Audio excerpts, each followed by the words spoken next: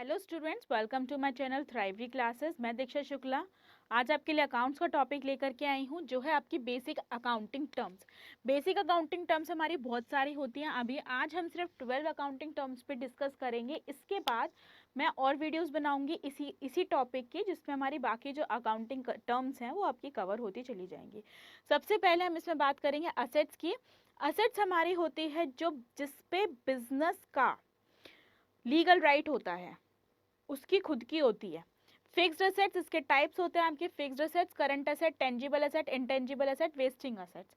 Fixed assets वो जो सबसे पहले बिजनेस में लगती है, जैसे आपके प्लांट्स एंड मशीनरीज जो 5 साल 10 साल तक आपको बेनिफिट देने वाली हैं, वो आपकी फिक्स्ड असेट होती है। करंट असेट जो आपकी विद इन अ ईयर आपका काम होता है। जहाँ पे भी हमारा करंट वर्ड आता है ना, वहाँ पे करंट का मतलब कि हम विद इन अ ईयर की बात कर रहे हैं, जो 1 साल के अंदर अंदर हमारी असेट्स हमारे लिए यूज होंगी। फिर उसके बाद वो हमारे लिए, हम या तो उसको मनी में ट्रांसफर करवा लेंगे या वो हमारी असेट नहीं रहेगी। इस तरीके से हमारी करंट असेट होती है। टेंजिबल असेट जिसे हम छू सकते हैं, जैसे हमारी फिक्स्ड असेट्स, हमारी प्लांट्स, हमारे मशीनरीज, हमारे गुड्स, ये सब हम छू सकते हैं, ये हमारी टेंजिबल असेट है। इनटेंजिबल असेट जिसे हम छू नहीं सकते, जैसे हमारे पेटेंट्स, हमारे राइट्स, जो हमारे खुद के होते हैं, जिन पे हमारा लीगल राइट होता है हमारे बिजनेस का, बट हम उन्हें टच नहीं कर सकते हैं, वो हमारी असेट ही, क्योंकि उसको लेने के लिए हमने अच्छी खासी पेमेंट करी है। सो वेस्टिंग असेट्स वो होती हैं जब नेचुरल रिसोर्सेज से कुछ आपको एक्सट्रैक्ट करना होता है, जैसे क्वेरीज, माइंस वाले जो बिजनेस होते हैं, कोल माइंस वाले होते हैं, जब वो कोल एक्सट्रैक्ट करते हैं तो उसके बाद जो माइन बचती है, वो पूरी माइन खरीदते हैं, उसके बाद जो पूरी माइन बचती है वो उनकी खुद की होती है, बट वो वेस्टिंग असेट होती है। ठीक है। सेकेंड पॉइंट आपका लाइबिलिटीज वो जो बिजनेस ने दूसरे का ले रखा है, ओ टू अदर्स, दूसरे का है पर वो अभी हमारे पास है, हमें उसको लौटाना है, हम धीरे धीरे उसको लौटाएंगे। हर बिजनेस में असेट्स भी होती है, लाइबिलिटीज भी होती हैं, ऐसा नहीं कि सिर्फ असेट्स होती हैं।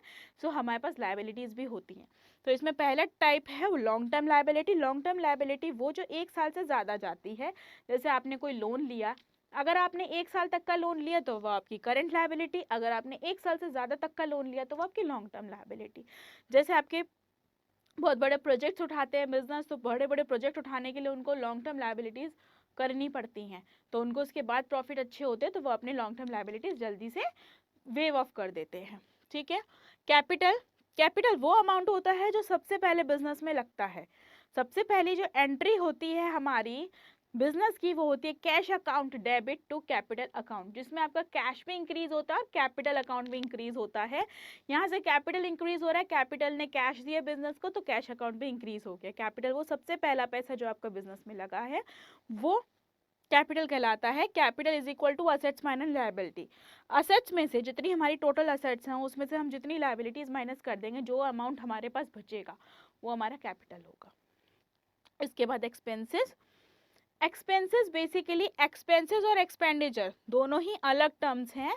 एक्सपेंसेस वो जो किसी भी गुड्स को खरीदने के लिए या पर्टिकुलर किसी ट्रांजैक्शन को करने के लिए जो खर्चा होता है, वो हमारा एक्सपेंसेस होता है। जो छोटा सा अमाउंट हम स्पेंड करते हैं वो एक्सपेंसेस होता है।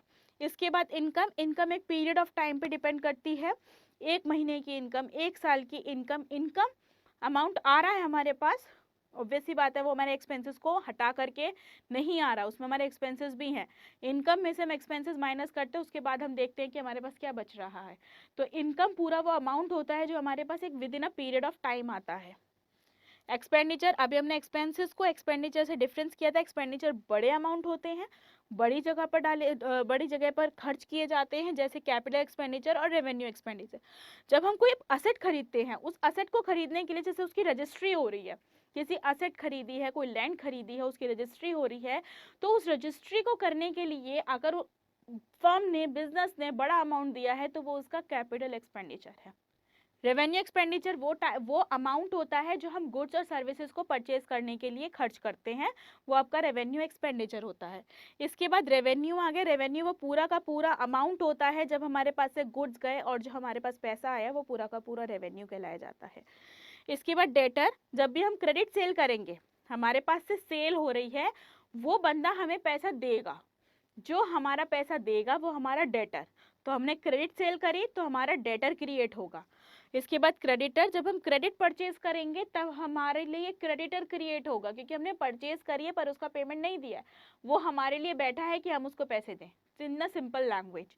ओके, इसके बाद 10th है आपका गुड।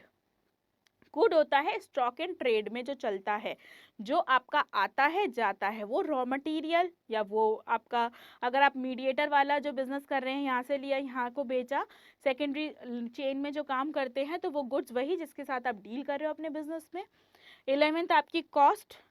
कॉस्ट वो पूरा का पूरा पैसा जो आप किसी गुड को प्रोड्यूस करने में, उसकी मैन्युफैक्चरिंग में जो आप लगा रहे हो, वो पूरा का पूरा कॉस्ट होता है। इसके बाद गेन। गेन आपका वो होता है जब बिजनेस को इंसिडेंशियल ट्रांजैक्शन करता है, फिक्स नहीं होती, अचानक से हो जाती है, जैसे स्क्रैप में कर दी, बहुत ज़्यादा स्क्रैप निकला बिजनेस के काम में से और वो आपने बेचा, तो उसको आपको जो एक्सपेक्टेड अमाउंट था या वो नहीं होने वाला था, वो अचानक से हो गया। जो इंसिडेंशियल ट्रांजैक्शन होती है उसमें से जो हमें पैसा मिलता है वो हमारा गेन होता है। ये आज हमने सिर्फ 12 टॉपिक कवर किए थे बेसिक अकाउंटिंग टर्म्स के, कहो 12 टर्म्स ही हमने कवर किए थे। इसके बाद की जो टर्म्स हैं वो हम नेक्स्ट वीडियो में कवर करेंगे। आज के लिए इतना ही। इससे रिलेटेड आपको कोई भी डाउट हो तो मुझे कमेंट सेक्शन में बताइएगा, मैं आपके डाउट क्लियर करूंगी। Thank you for watching my video.